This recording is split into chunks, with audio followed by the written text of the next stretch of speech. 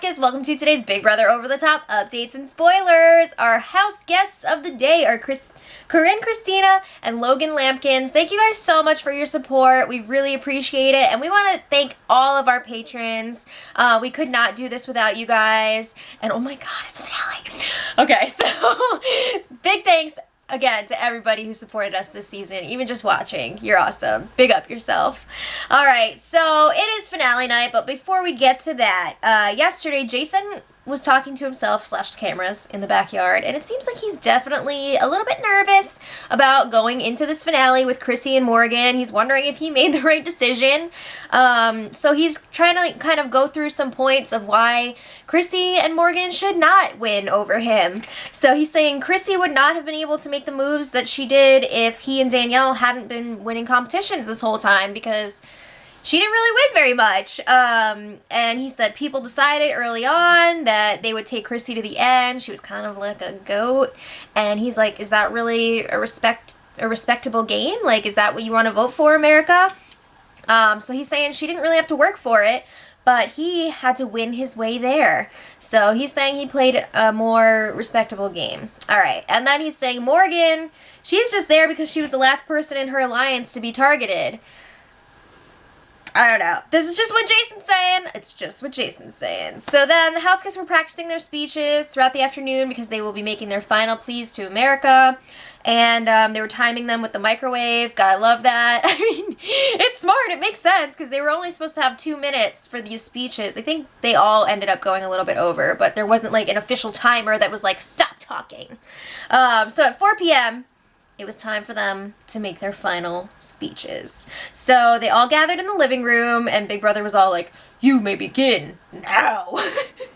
So Morgan reads a card from Big Brother, and it's basically saying, you guys are going to talk in the order in which you secured your spots in the final 3. So Jason was up first. He gets up there. He's wearing a beautiful butterfly collar jewelry. That's a new one I haven't seen on him before. So he's like, well, I came into this as the only returnee. Thank you for saying returnee, not returner. And he's saying he started this game off with a huge target on his back. So he played a proactive game. When he saw that something needed to be done, he took care of it. He created this like insurance policy for himself by making deals with the other side, like Alex and Scott. And then when it wasn't really working for him anymore, he was just like, done.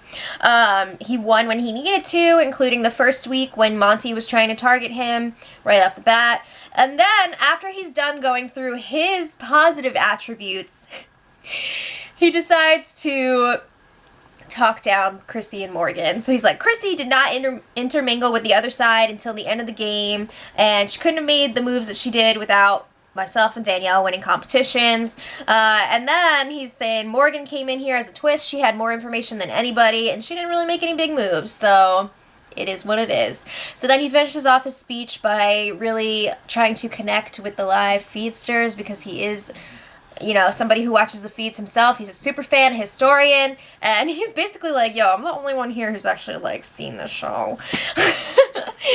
So, that was Jason's speech. All right, so Chrissy was up next, and she was going through her game moves. She's like, I won the first HOH comp for my alliance. I think she means she was the first one in her alliance to win an HOH competition, and she says that she did use this to mingle with the other side. She used it to pull in Whitney and get information from her, and because of this information that she got from Whitney, she realized that the other side was not really targeting her. They just wanted to use her as a pawn for the rest of the game. So she felt comfortable enough going into the double eviction to throw that HOH, so that she would not be the first person to win 2 HOHs, get the target on Danielle instead. And then she's saying that she was able to persuade Danielle to keep Justin during the double eviction because she knew that he would be loyal to her over Danielle. Okay, so then she's saying that she piggybacked on Justin's deal with Shelby and Morgan for the Final 4. You were in that? What? So then she's saying it's no coincidence that Jason and I are both here. We made a final 2 deal on day 2. I do remember that. And she's like, I was the only one in here who was not afraid of endgame threats. She's not afraid to not win. And then she kind of calls out Shelby, not by name, but she's like, yeah, somebody came in here pretending to be a waitress and pretending to be dumb, but I'm a real-life waitress who decided to be a rock star, and she's saying that she used her people skills that she learned from 12 years in the service industry to play a great social game and make it to the end. All right, she's definitely a little bit bitter about Shelby pretending to be a waitress. Okay, but anyway, Morgan closes it out, and Morgan's just like, I don't know, I'm going to follow up those 2 speeches, because I'm not good at them, but she says she's the only person left from her alliance and her side of the house. She's the only person nominated by America to be left in the final 3, so she's a fighter. And she's basically like, yeah, I didn't really make any big moves because I embraced being considered a non-threat in the game. But she did also win some competitions, especially towards the end. And she was like, I came in here having to play this game with my sister. I was able to hide it. And she brings up a good point. Like, you guys think you had it stressful? Like, try playing this game with a sibling without other people knowing. That's freaking stressful. And she's like, yeah, I made sure that I played a good social game by being liked by both sides, keeping bigger targets in front of me at all times. And then she said, I thought this was very PR for her. She was like, a vote for me is not just a vote for me. It's a vote for my alliance. Okay, so she's trying to really appeal to all of the Alex, Shelby, all the other Ball Smasher fans. Okay, and then she ended it with Bikini Girl out. Good job. Okay, so they all thanked America, and then they were like, all right, I gotta, like, pat down these pins. They were all sweating a lot. Yeah, I don't know. I thought it was interesting that Jason was the only one to really go after Chrissy and Morgan in his speech. The other 2 just kind of, like, talked about themselves, so I feel like he was a bit more aggressive in his speech. And the rest of the night, they were pretty much just, like, chit-chatting, hanging out. Tonight is the finale. The house guests have been packing up and getting ready today. Big Brother has informed them that there will be a live audience tonight. Julie is not just going to phone it in.